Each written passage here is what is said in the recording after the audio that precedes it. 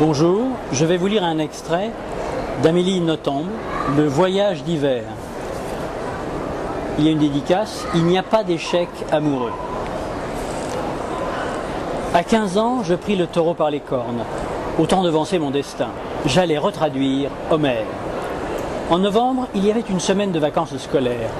Mes parents possédaient au fin fond de la forêt une cambuse sans prestige où nous allions parfois nous mettre au vert. Je leur en demandais les clés. « Que vas-tu faire là-bas tout seul ?» interrogea mon père. « Traduire l'Iliade et l'Odyssée. » Il en existe déjà d'excellentes traductions.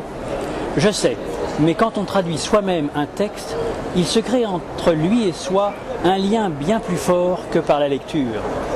Comptes-tu réfuter ton célèbre homonyme ? Je l'ignore. Avant d'en juger, il faut que je connaisse intimement cette œuvre. J'effectuais le trajet en train jusqu'au village, puis à pied jusqu'à la maison. Une marche d'une dizaine de kilomètres. Dans mon sac à dos, je sentais avec exaltation le poids du vieux dictionnaire et de 2 livres illustrés. J'arrivais tard le vendredi soir, l'intérieur de la bicoque était glacial.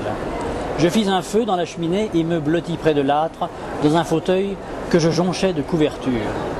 Le froid m'anesthésia au point que je m'endormis. Je m'éveillai là, stupéfait, au petit matin. Les braises rougeoyaient dans l'obscurité. À l'idée de ce qui m'attendait, je fus foudroyé d'exaltation. J'avais 15 ans et pendant 9 jours d'absolue solitude, j'allais pénétrer de toute ma force l'œuvre du plus vénérable de l'histoire. J'ajoutais une bûche dans la cheminée et me préparais du café. Au coin du feu, j'installais une tablette avec le dictionnaire et les livres. Je m'assis, muni d'un cahier vierge, et me lançai dans la colère d'Achille.